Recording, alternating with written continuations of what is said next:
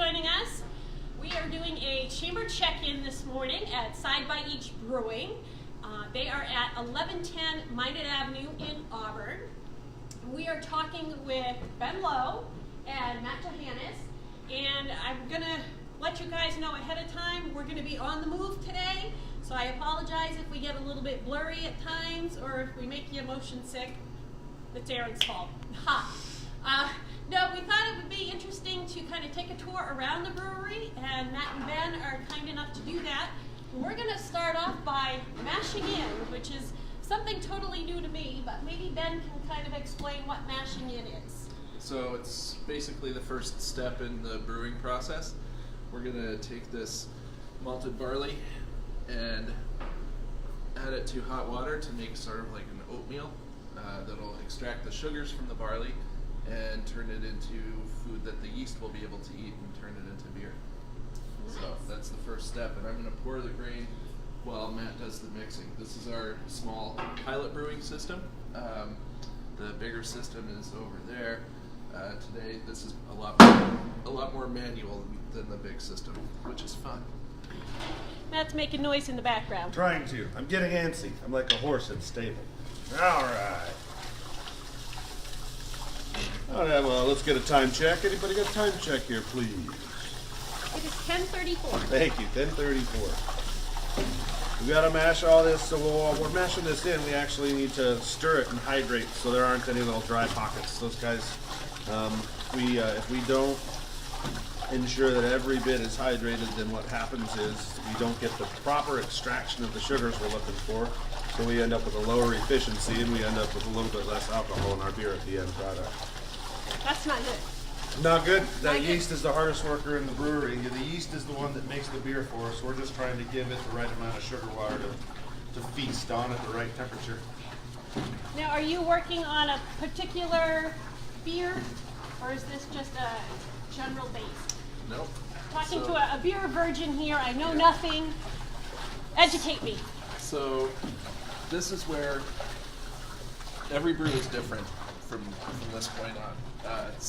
Roughly the same kinds of ingredients, but the malt is where all the different colors in the beer come from, and where a lot of the different flavors come from. So today we're making a British mild, which is an old style that you don't see very often anymore. It's a very low alcohol beer. This one should end up between 3.5% and 4% alcohol.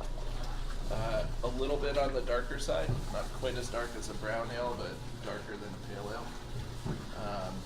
Designed to be really drinkable. It was kind of a working class daily beer in England in the late 19th and early 20th century. So there's a little bit of darker malts in here. Darker wheat as well. Getting some in there right now. Oh, yeah. Mostly this is traditional British pale ale malt, but then just a little bit of darker malt for color. Any particular flavors we're going to get out of this beer? Definitely, yeah. So the key to this style is it's super drinkable. So the idea is to be able to have three or four of these on a hot day.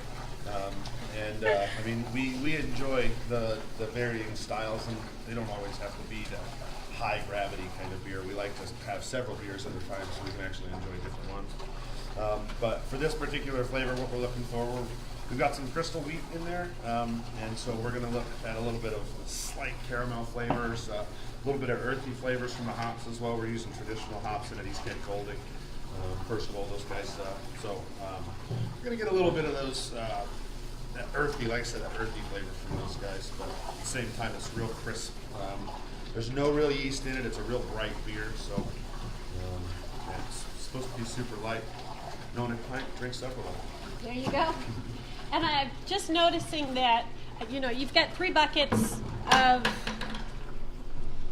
the ingredients. Yeah. But you're not just kind of dumping them in. You're taking your time, being gentle. I'm sure that helps with the process. It does.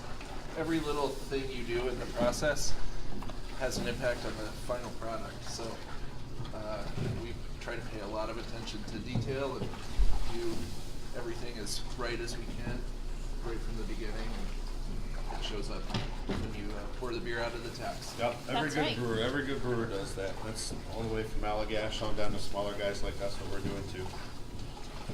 Taking care and making it from, the beginning to the, when it comes out of the tap, Yeah. even, when you're pouring it out of the tap, but, you have to do it a certain way, and Sure. so that's great. Couple of questions. How long have you guys been open? We've been open 1 week since Monday, so Yeah. this is day 10. Yeah. And it's been quite a long, process. I know you joined the chamber. That was middle of last year. Yeah. Middle end of last year. We announced their joining in June at Marketplace. Yep. Yep. So, and we've kind of kept tabs on you along the way, and it's been, Yeah. a great. We were the first. We were the first to take advantage of the LAEGC joining with the chamber to be able to work on funding and some development funding. And Scott helped us out a whole lot with that. That's John right. Belisle, guys down there, helped us out a whole lot on development stuff for us too. Yep. So we get to, really connect with you guys through that process, and then through joining the chamber and having you at breakfasts. And we are going to spend, some time with you this month, because we're back here at the end of the month for our business after hours on March 28th. I have the date right this time. We did a chamber chatter yesterday and totally had the wrong date. Was able to fix it, but so again, we'll be back here on March 28th. We are going to be kicking off Magnetize Maine, but we'll be here for our business after hours. We'll have some brews from Side by Each, and we're going to have food by Pinky D's Poutine. You got it. So Cool. We're all mashed in now, so Ben's gonna write down a couple of things. Take a good look in here. It's, we're starting to get it. You're fine. So you can check out these bubbles right here are kind of an indication of the conversion of the beginning of the conversion of starch.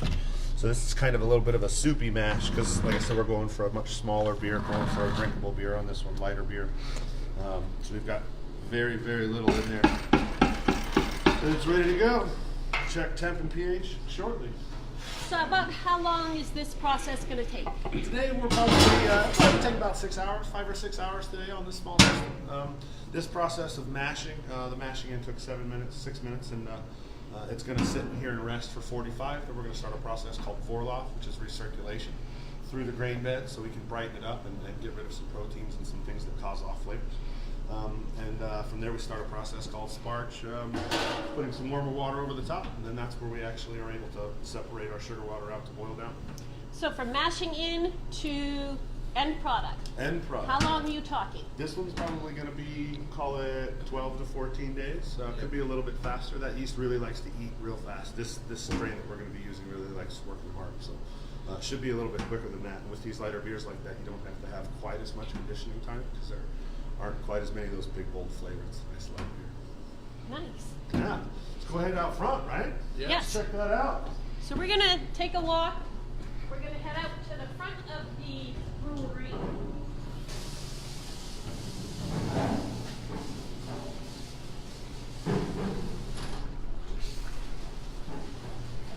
This is last one.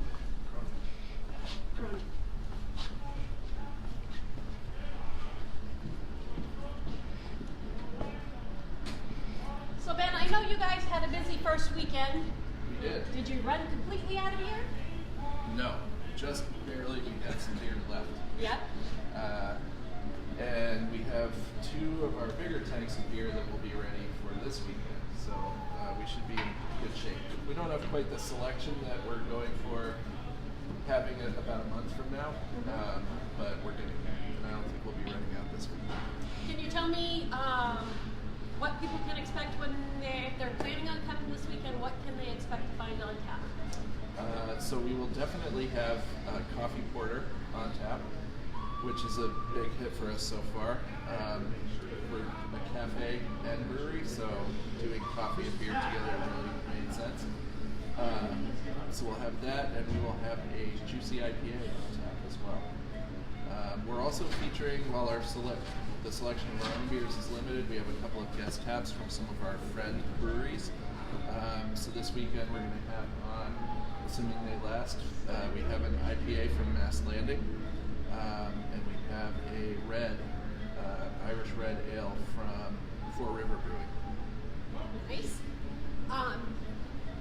You mentioned coffee. Yeah, Who provides your coffee? coffee by design. Coffee by design.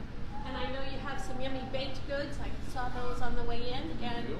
are those provided by Coffee by Design, or? No, those are all from local Lewiston Auburn bakeries. So we Nice. got some pastries from Break, Pop-Tarts and breads from Break and Auburn. We have a lot of pastries from the Italian bakery. Yep.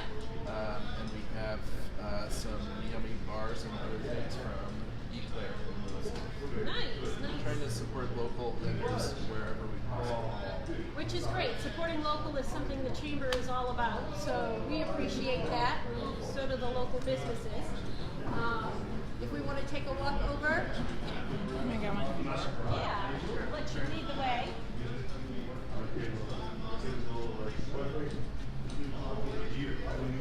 What you have everything trying to get. We got pastries, we got poutine, we got coffee. Ms. Willis, our tasting room manager. How's it going? So Willis Croninger, again, tasting room manager. Yep. And I understand that you can pull some wonderful coffee You told me I've been known to whip up a drink or two. a drink or two. Yeah. And so you have lattes, espresso. Tell me what you've got. Yes, yeah. So we have a full coffee bar. We do drip coffee as well as espresso drinks. We can do cream sodas, egg creams. We've got a lot of really great milk alternatives too. So if you're not into the lactose, we've got coconut milk and oat milk, as well as dairy from a local farm, Baker Brook Farm. They eat our spank grain and they provide us with the milk. Wow, so kind of full circle. Full circle. Excellent. So why don't I make you a drink? Sure. Yeah. Sure. You classic latte kind of person? I'll go for a latte. Thank Latte? you. Yes. You got it. So, if we want to pan, we've got Pinky D's poutine, and I think Randy. Oh, I can Randy see is Randy. back Hey, there. Randy. He can't hear me. But Randy's back there. Pinky D's poutine truck. Well, Willis is whipping up a latte. We Yeah. can talk We're about. gonna take a walk down, and you guys can check that out. So, Randy serves up his yummy poutine here during the day And into the evening. and into the evening. What are his hours? Right now we're in our startup hours, so the cafe is open 11 to 2 on weekdays and until 7 on weekends. And Randy opens at 11 and has the same hour and place this weekend. Nice. Randy, you want to come say hi? Stick your hat out and wave. Oh, whoops. Coming? There we go. So this is Randy from Pinky D's. He provides some wonderful poutine here. Good munchies. Ooh, and the horn works too. So we'll head back this way. Yes. Thank you guys. You do have some merchandise available. We do. Nice. I'll have to check out the hats before I leave. People are really liking that knit hat with the The palm. Really? I'm thinking maybe my husband could use yet another baseball hat. Uh-huh. I don't think he'd wear the pom-pom. I haven't been a pom-pom guy in the past, but I've been rocking it lately. Right here. Excellent. Catch him doing the floor. He's a master. Master, do you make designs and everything? Sometimes, if I'm lucky, I can get a good design. I'm still working on it. Okay, you do better than I do, so. Well, thank you. Thank you. Cheers, guys. Thank you very much.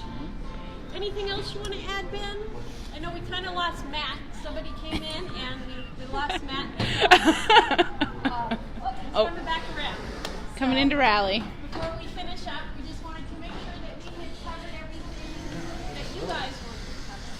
Yeah, lots of good beer and good coffee, and all in one fun place to hang out. That's kind of what we're going for, with excellent food available on site.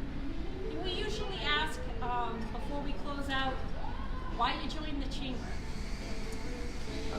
Definitely all about those partnerships with local business. We're really trying to help build a community here. So, so that's really what. Yeah, we met. So when we joined up with the chamber, we ended up meeting a whole lot of folks that we ended up working with to be able to actually get open. So it kind of turned out to be really beneficial just to be able to work with all those folks. Friday night, we had a whole bunch of chamber members out too because they heard a lot about it. And we're really excited to have the chambers after hours, and it's just such a great networking opportunity with a bunch of really good folks that are up and coming and getting really involved. So yeah, I mean that's the main reason we joined. And we've got a community-supported brewing program that several chamber members have bought into, which is fantastic. So yeah, these things all kind of work together. That's great. So again, I am Rachel Bishop. I'm the Membership Services Manager at the LA Metro Chamber. And we are doing our chamber check-in at Side by Each Brewing Company. They are located at 1110 Minot Avenue in Auburn. And we've been talking with Ben Lowe, Matt Johannes, and Willis was kind enough to make me a latte. So thank you for joining us. Come out, check out the brews, the poutine, the coffee, the baked goods. There's so much here for you guys to see. Thank you for joining us. Thanks. Cheers.